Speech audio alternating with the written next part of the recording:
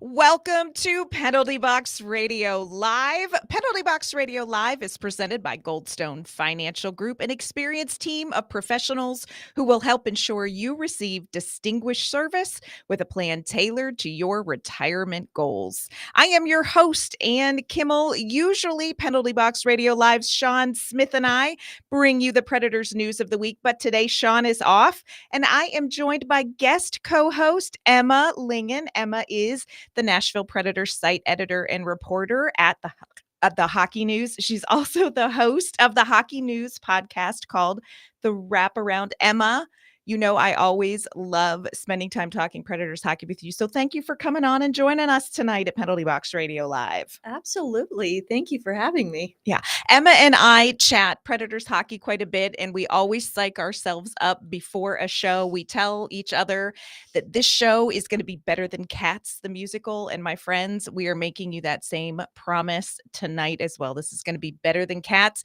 We do have to talk about an 0-3 Nashville Predators team, though, Emma. That may not feel as good. Of course, the season kicked off last Thursday.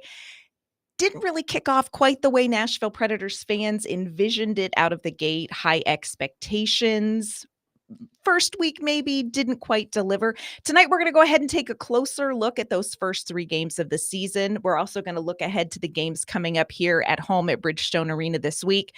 We're going to talk to about a major milestone that is coming up tomorrow night. Absolutely one worth celebrating. And of course, we are going to end the show with a little friendly competition with our offensive, defensive, and player of the week awards. So a big evening ahead at Penalty Box Radio Live.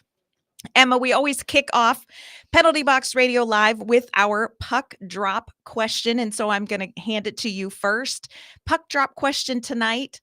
How surprised are you by the Predators' start to the season, and why? I'm going to be honest. I am not very surprised. I Okay. think we all, or at least I, kind of predicted this. I think that we thought, it was going to be a little bit of a slow burn.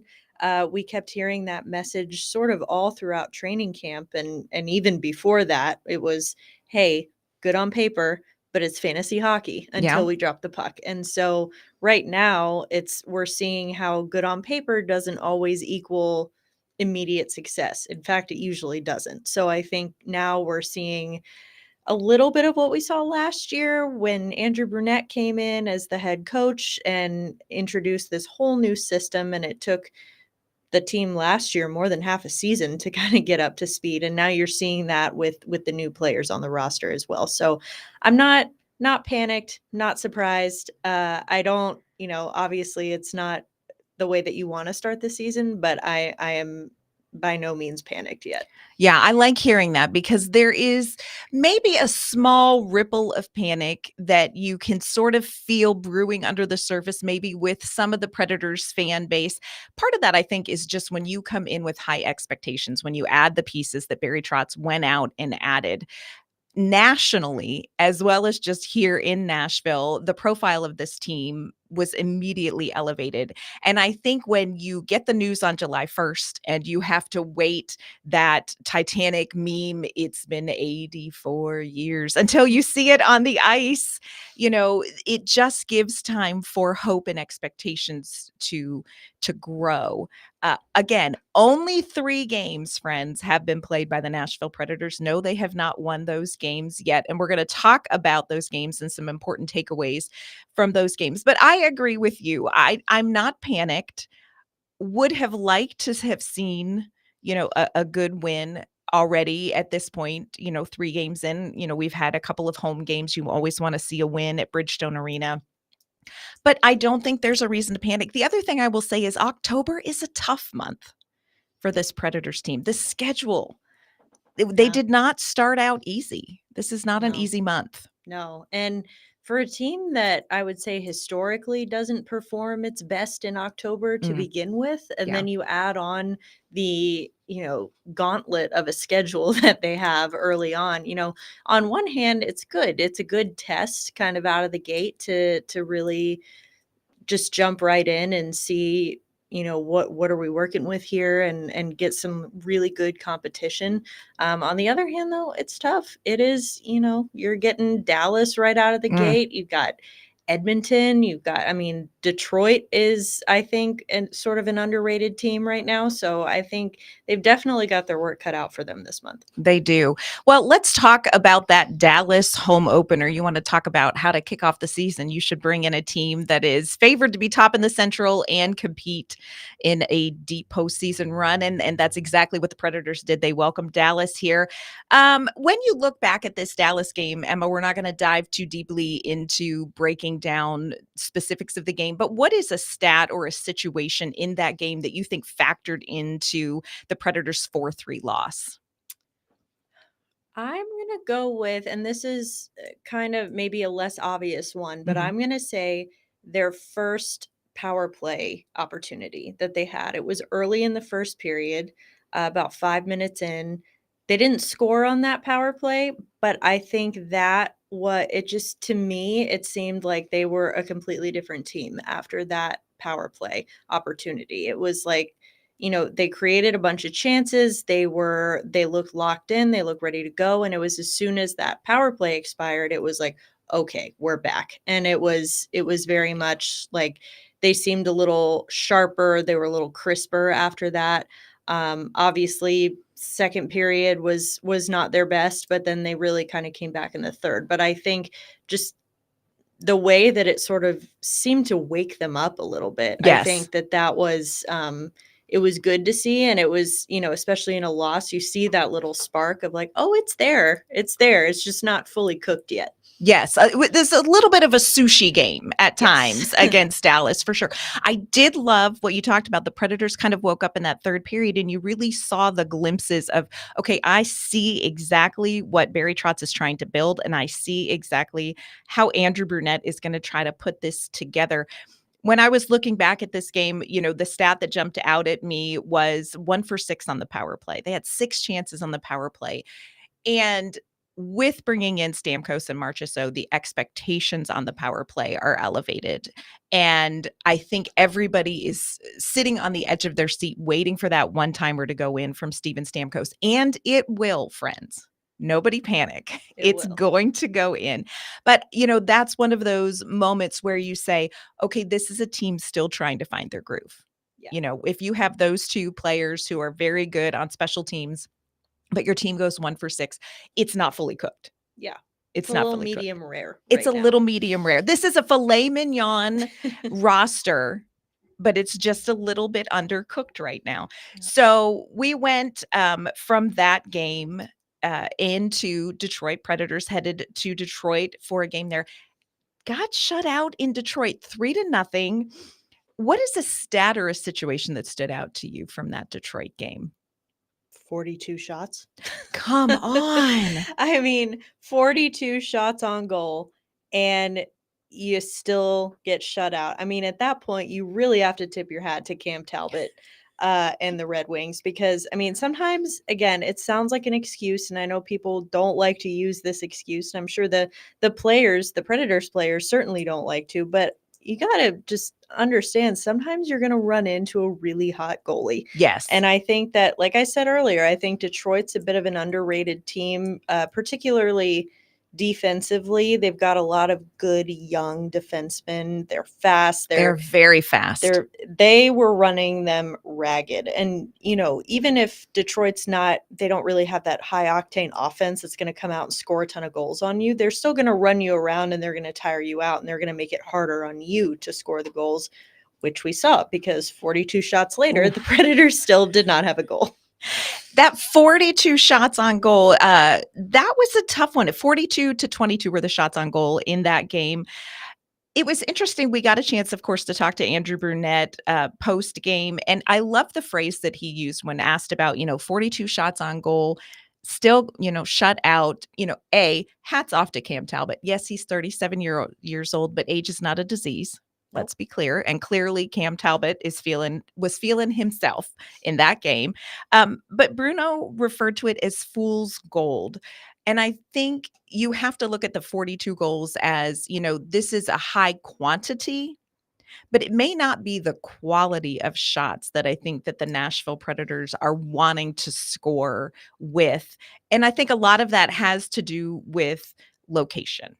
You Yeah. you know, you want to get in there and play in the hard areas. You wanna get the puck into the hard areas, and maybe this was a game where too many of the shots were kind of coming from the perimeter. There weren't screens, there weren't people ready there for the rebounds, and so I think it's a quantity slash quality problem. Impressive 42 Yes. shots, but Yes. maybe not what they wanted. And then, Emma, just let's just talk about what happened with Seattle on Tuesday night.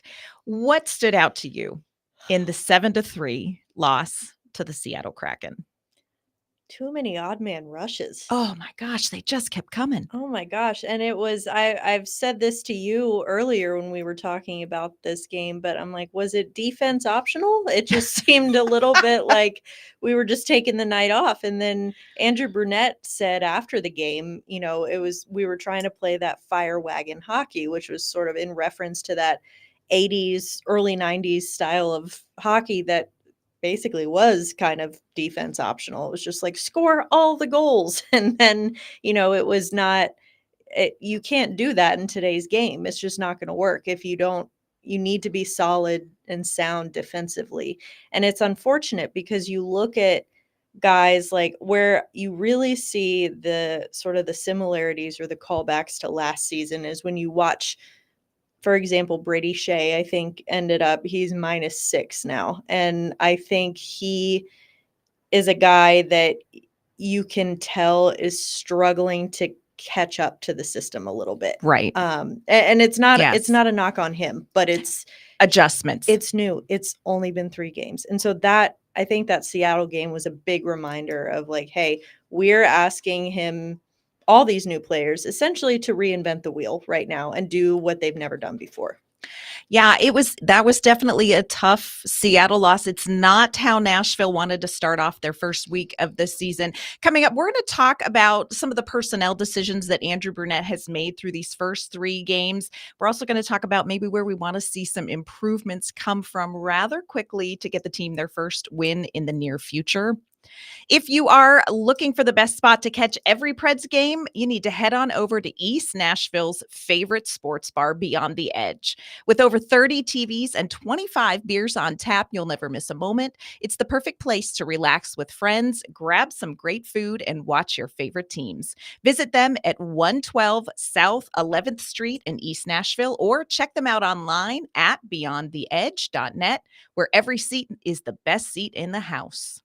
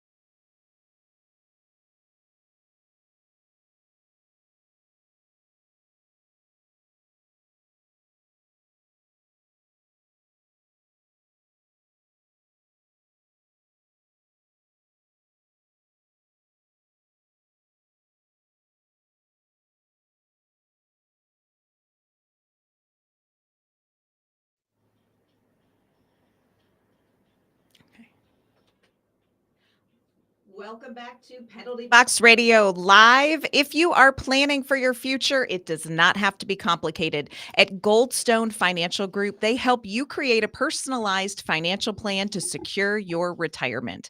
Whether you are thinking about your 401k, IRA, or just want to invest smart, they've got you covered. Just like the Nashville Predators strategize for every game, Goldstone Financial strategizes for your financial success. Visit goldstonefinancialgroup.com today and start planning for tomorrow. If you are looking for your next night out, you need to check out Stars and Strikes in Smyrna. They have something for everyone. Whether you're into bowling, laser tag, axe throwing, or their newly expanded arcade, the fun never stops. Plus, their full menu and bar make it the perfect spot for group events and birthday parties. And it's also a great place to catch the Predators game while you're there. Check them out in Smyrna or at starsandstrikes.com. All right, Emma, we've recapped those first 3 games. Again, want to emphasize 3 games, 79 games left, my friends. But we do want to talk about a couple of things that we've noticed, some takeaways from these games that I think are generating a lot of interest and a lot of buzz with Nashville Predators fans. And the first thing I think we need to talk about are personnel decisions. Been a lot of lineup changes. There's, of course, been an offseason of speculation who is going to play with Steven Stamkos and Jonathan Marchessault. In training camp, it looked like this was Tommy Novak's opportunity. Saw him in the Dallas game starting out there and then a little switch in game. Colton Sissons jumped up to that line. Andrew Brunette talked about wanting to kind of spark something with that team. Since then, we've seen a couple of different options with Stamkos and Marchessault. We've seen Stamkos even play in the Seattle game at center instead of wing.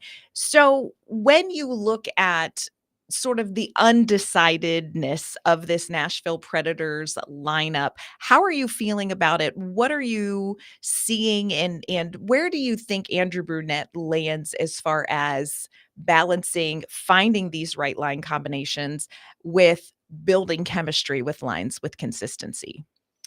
It's difficult. It's a delicate balance. I think we're seeing that because I said from the beginning, and I think it's not, doesn't take a rocket scientist to figure out that there was going to be some mixing and matching to start the season here because you don't just have these new pieces, but they're big, expensive, important Yes. pieces. And so you Yes. want to make sure that you're surrounding them with the right talent in the right way and to get the most out of them and out of the your depth players on your roster too. So I think that there was going to be some mixing and matching. And it was in the Dallas game was the first time we saw Tommy Novak wasn't working out. Switch him with Colton Sissons from the second to the third line. Boom, they scored 2 goals. It's Yes. like, okay, all right, there you go. That's making a change that's going to spark something. And it wasn't even necessarily that, oh, Tommy Novak looked awful. He looked way in over his head. It was really just the team as a whole. They looked flat and they looked like they just needed something to shake it up. And that was the perfect little shakeup. And they didn't complete the comeback. They weren't able to win that game, but it was enough to kind of, It spark brought some something. life back. Yes. And so I'm like, okay, good. I'm okay with that. That kind of mixing and matching, that kind of changing, I'm okay with.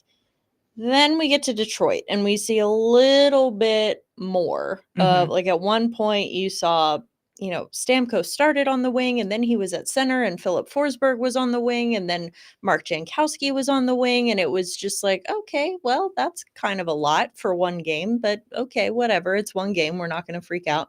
And then Seattle. A lot of moves during the Seattle game. A lot of moves in those 60 minutes, friends. I just was watching it and I'm thinking I was, sitting up in the press box and all I could think was these guys look like they've never played together before. And then I was like, oh, wait, because they haven't, because these are all new combinations that we haven't seen. And again, I'm not opposed to the changes. And, obviously, you got to try everything. You got to have everything on the table to start the season because you don't know what you don't know. So I'm totally fine with having the all the options on the table. But when it starts to be that frequent, that consistent within a game, to me that sends a bit of a message from Andrew Brunette, not only to his players, his own players, but to the players on the other team, it sends a little bit of a panicky kind of message. And it's like, oh, okay, this isn't working. Let's try something else. And it just seems very haphazard and very, it's going to put your players on edge. And I think we saw that, at least I saw that in the way that they were playing against Seattle. Nothing was clean. Nothing was crisp. Everything seemed a little discombobulated and a little frantic. And Yes. so I think that making those kinds of changes that often, that frequently, not only does it make it harder to build chemistry, but it also kind of sets everyone on edge a little bit. Yes, this whole situation with line changes and also kind of watching the response from the Nashville Predators fan base about all of these line changes, it reminds me of doing jigsaw puzzles with my husband. My husband is an engineer and an analyst. I was a theater major. So I should just tell you from the get-go, there are a number of scenarios where this plays out. But with jigsaw puzzles, I like to do them relaxed. I like to hold up the piece. I like to turn it. I like to look at the colors. I like to try it here. I like to try it there. I like to try it here. And then it probably doesn't fit. So I set it over here. My husband can look at a jigsaw puzzle piece and as he watches me try it here, try it there, maybe over here, maybe here, maybe if I turn it this way, he literally will say, "It doesn't go there." That's how, and so we have gotten the rule where we don't do puzzles in the same room because it doesn't go and it's there. added years to your marriage, right? 25 years. We're still married. We don't do as many puzzles as maybe a lot of married. We're still married.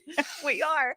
But it has that feel as, you kind of see Andrew Brunette picking up a puzzle piece and turning it this way and turning it this way and trying it here and trying it there. And then saying, okay, maybe I'm going to set this aside. Maybe this isn't the piece that's going to fit in right now. I'm going to come back to that piece. And I think it makes the fan base scream, "It doesn't go there."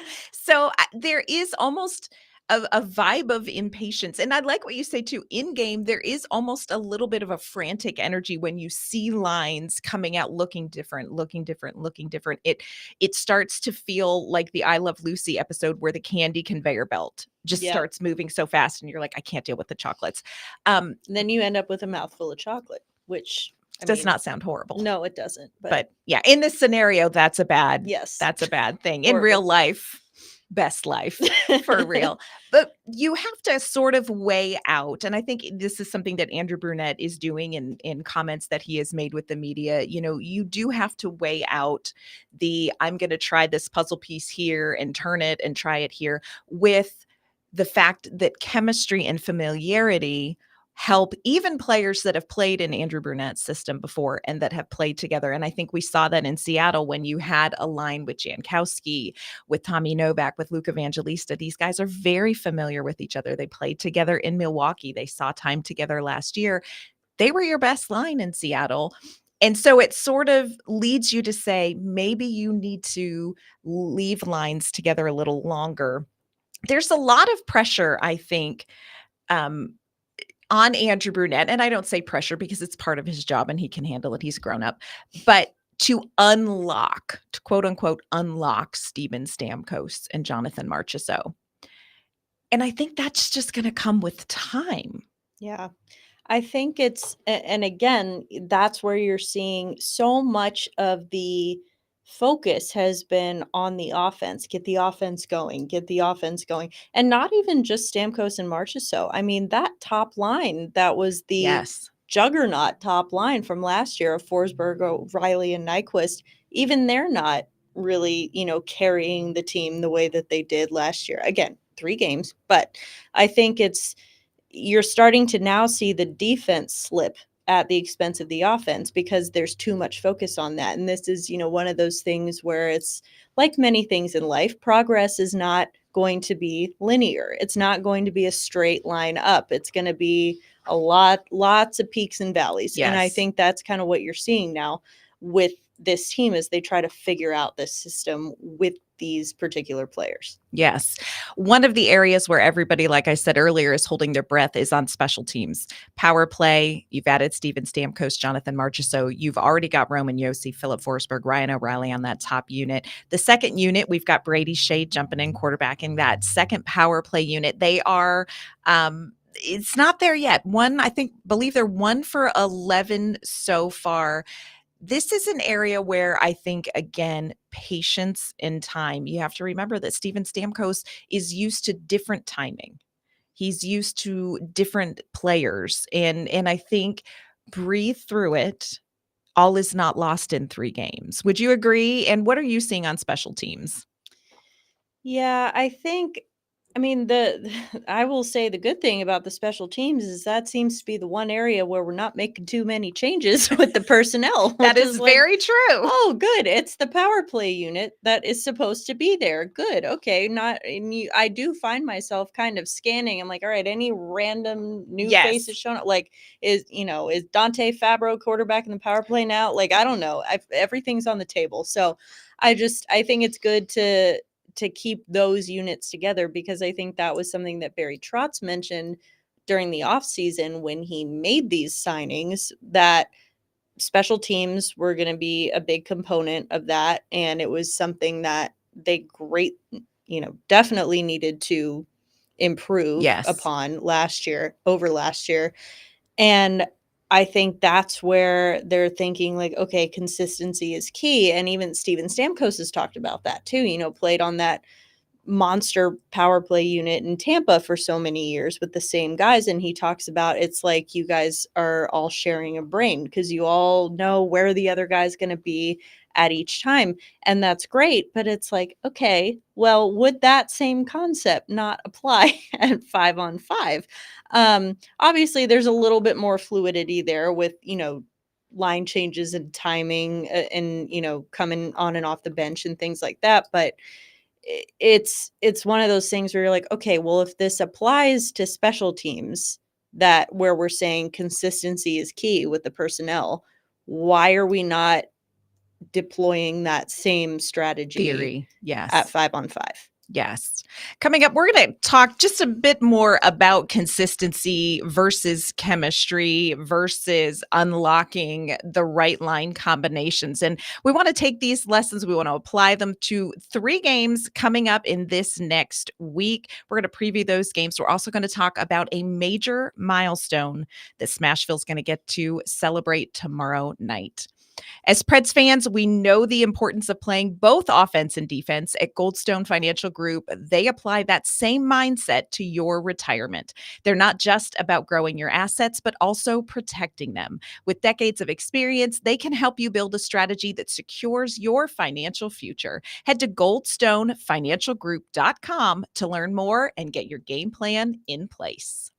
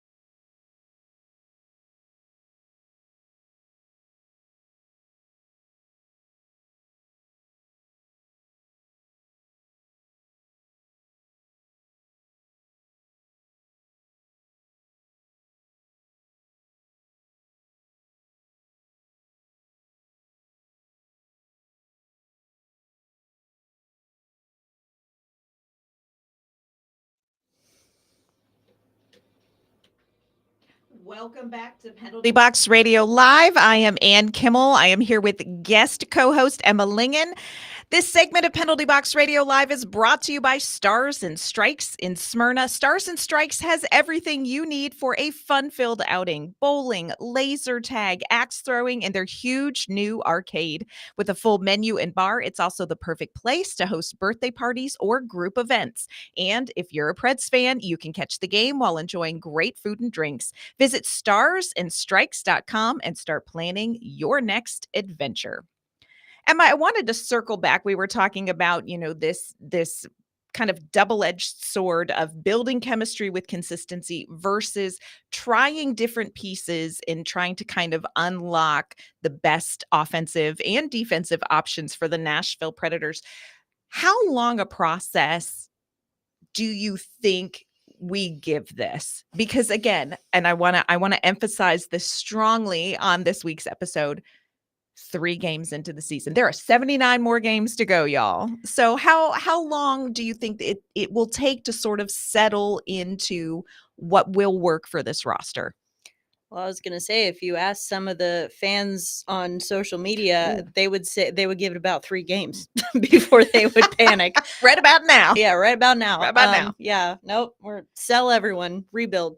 No, I think, to me, realistically, I mean, again, I keep going back to last season Mm-hmm. and how it took the entire team more than half a season to figure it out. Now, don't panic. I'm not saying this should take more than half a season, but I go back to the early part of last season and I look at that 5-10 start. Right. And Yes. I think people have selective memory. You know, I hear this. I have not ever had children, but I hear this a lot. It's like after you give birth, you forget how painful it was, and then you want to do it again. You do. And then God gives you your second child, and you're like, whoa, okay. And you're like, we're done. But I think that Preds fans are having selective memory about that, and they're just like, oh, yeah, no, last year playoffs, it was great. You know, the 19 game point streak, that was awesome. Barry Trotz, Andrew Burnett, yay. But it's like, okay, but do we not remember? Are we just forgetting about how last year started? It was tough. Yeah, it was work. Trust me, I was on the road with the team during that stretch. The vibes were not good. And Yes. it was not a fun time. And let me tell you, when, as much as, you know, it's not necessarily fun to be around a bunch of unwashed boys all the time, it's especially not fun to be around a bunch of unwashed boys who are also sad because they're losing hockey games. So I think, again, I remember it very vividly. And sometimes I'm like, okay, guys, remember, it was not all sunshine and puppies and unicorns last year, Right. especially at Yes. the beginning. So that's my long-winded way of saying that. I think, again, going back to that 5-10 start, I say we give it 10 to 15 games. And that may sound like a lot. It is, you know, it may sound like a lot to a lot of people, but again, in the grand scheme of things, it's 82. An 82 game season. And if you're going to need to take, you know, 10 to 15 games to figure it out and understand that it's not going to be easy, and understand that it's going to be 10 to 15 rough games, I'd rather do that in October, November than doing it in February, March. Timing is everything. Timing is everything. And here's the thing. Every line that goes out there, every game that this team plays, you're going to learn something from this team. And Andrew Burnett will make adjustments as we go. And that is going to be true for the lineup as well as everything else. And the other thing I want to say is we've got to be patient with Steven Stamkos and Jonathan Marchessault. I always say, and Brady Shea. I know. I always, you know what? I want to apologize publicly to Brady Shea because I feel like I have treated him like the invisible middle child of this off-season family that we've grown. Yeah. And he does not deserve that. He has been delightful. He's been a great addition to the roster, just delightful as well. But these 3 players, not only are they learning a new system, not only are they learning new line mates, learning new teammates, learning about this team, they don't know where the ketchup aisle is at Trader Joe's yet, y'all. Yeah. This is a major change for them. And so I think patience on the ice with these players will go a long way. It will come. And when it does, it's going to be great. But 3 games in is not quite enough patience for a team that's had as many changes to the roster as the Predators were fortunate enough to get over this offseason. Now, talking about this roster, they're headed right back out on the ice tomorrow night. And this is going to be a fun one, Emma. They are facing off against the Edmonton Oilers and the absolute killer player. You think I'm going to say Connor McDavid, but my friends, we all know in Nashville, it is Leon Draisaitl. That is the name that sends shivers up the spine of Nashville Predators fans because that is a hockey player. There are just some players who just have magic against a different team. Draisaitl is Predators' kryptonite. 26 games against Nashville. He has 25 goals, 17 assists. It's just a little unholy. And, this is an Edmonton team also kind of dealing with a little bit of a slower start out of the gate. They got their first win on Tuesday night in an overtime win over Philadelphia. If I'm correct, Yes. Philadelphia, yes. Got it right this Got it time. right. I got it right. So they started off 0-3 as well. I am relieved they got their first win. I do not need an angry Connor McDavid and Leon Draisaitl, a frustrated duo coming in. I think, did you watch the Amazon series? Yes. Okay, how many dollars did Connor McDavid have to put in the swear jar after that? Talk in the locker room. It reminded me of like a little bit of a callback here, but like Bruce Boudreau with Washington, that road to the Winter Classic, when it was like every other word and like adding extra syllables to words just so you could get the profanity in. And I'm like, honestly, I respect it. Yes. I respect the hustle. Yes, Matt, like you go, Connor McDavid. He had things to say and he said them. So this is going to be a big game tomorrow night at Bridgestone Arena against a team that is going to be very competitive this season, despite their 1-3 record out of the gate. Everybody knows that they're still going to be a really important player in the Western Conference. Also, a big night for one particular Nashville Predator player. And I am so excited about this. Luke Schenn tomorrow night will play his 1,000th NHL game. I find this, first of all, it's just a remarkable feat for anybody who plays 1,000 games in this league. The fact that somebody who plays as physical of a game as Luke Schenn has played since he was drafted in 2008, I find it absolutely remarkable. That he is alive because he is such a physical player, but just his story is so I really think Luke Schenn's path and his journey is really encouraging and really inspiring, and not because it was easy. This is a player who Toronto traded up for him in the draft. I watched video of his draft. He whips out his flip phone, friends. Come on now. But he reached a point in his career where he found himself in the AHL, and this was a player who did not know if he would play in the NHL again or not. He didn't know if his career was over, and did the work and got himself back into the NHL, has won 2 Stanley Cups. And this is a player who is such an important voice in this locker room.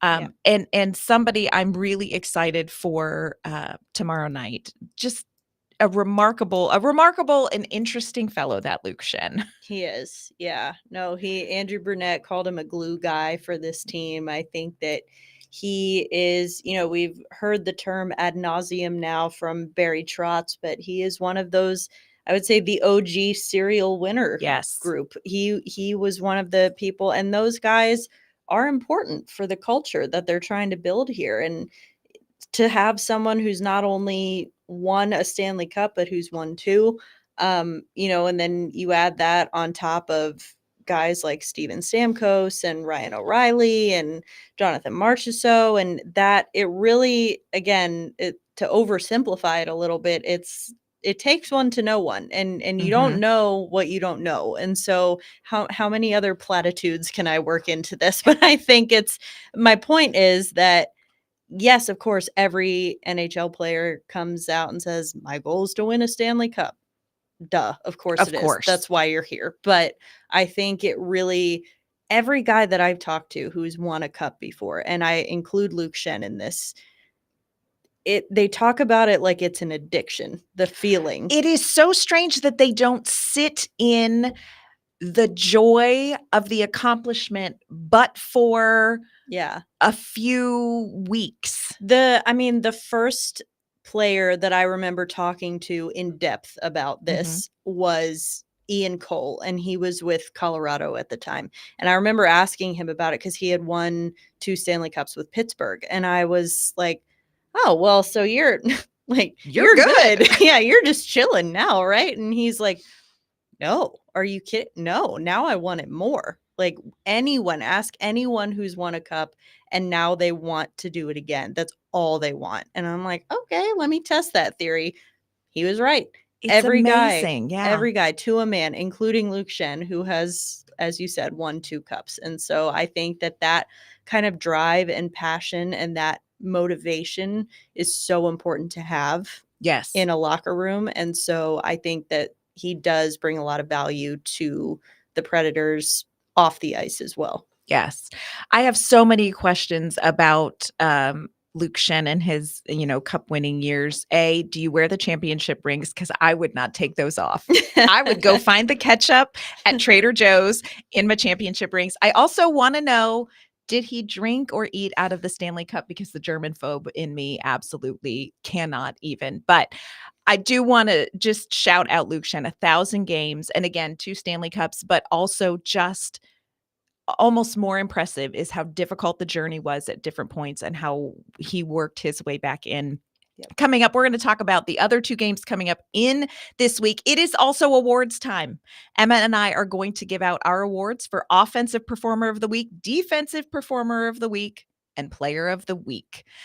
Just like the Nashville Predators are committed to winning on the ice, Goldstone Financial Group is committed to helping you win with your retirement planning.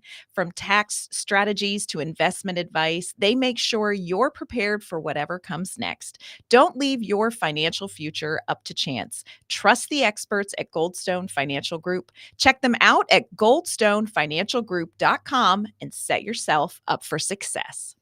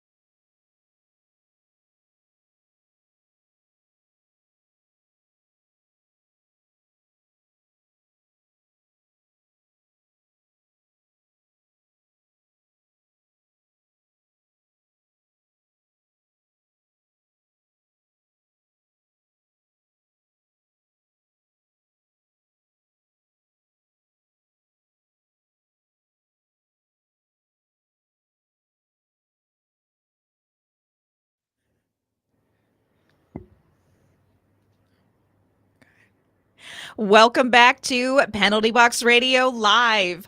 You can catch every Preds game at East Nashville's favorite sports bar, Beyond the Edge. With more than 30 TVs and 25 beers on tap, you'll never miss any of the action. Whether you're out with friends or just looking for a relaxed atmosphere, Beyond the Edge has you covered. Great food, great drinks, and the perfect spot to watch the game. Visit them at 112 South 11th Street in East Nashville or online at beyondtheedge.net. Make Beyond the Edge your go-to for every big game.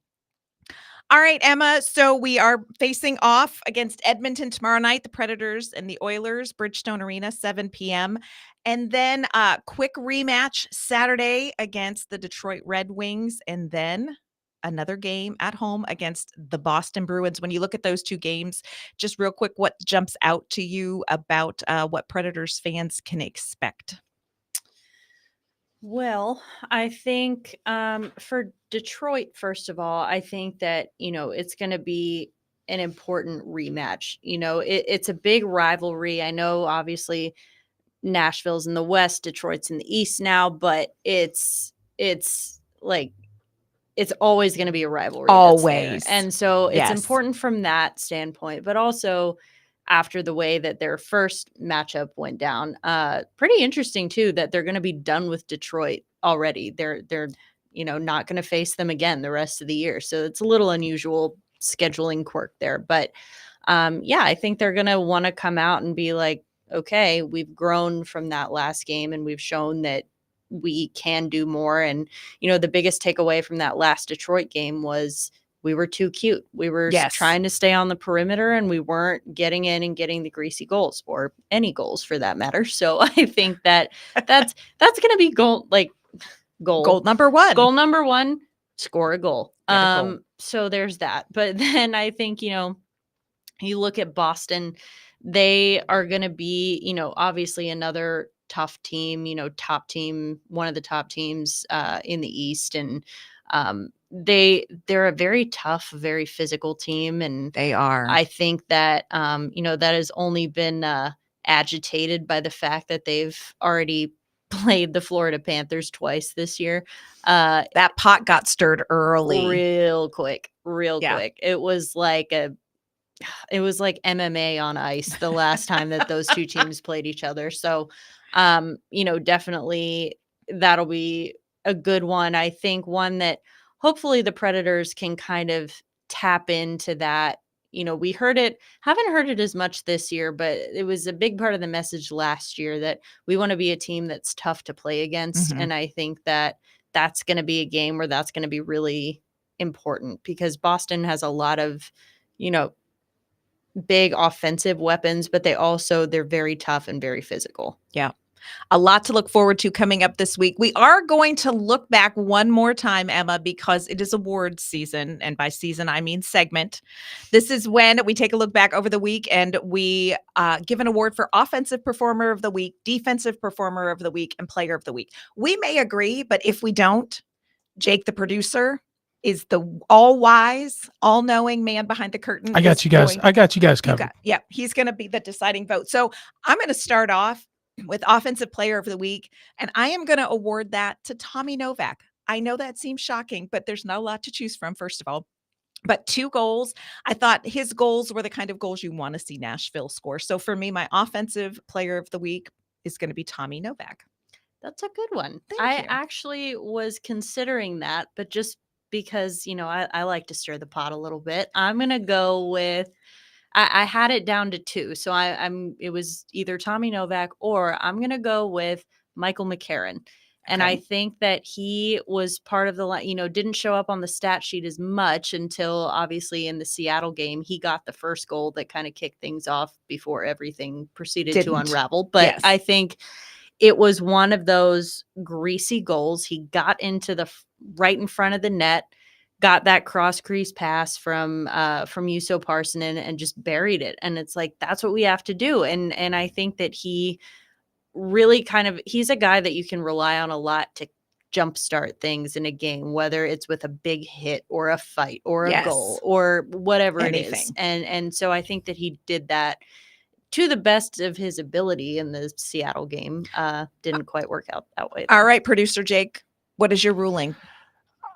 I'm going to go with Philip Forsberg.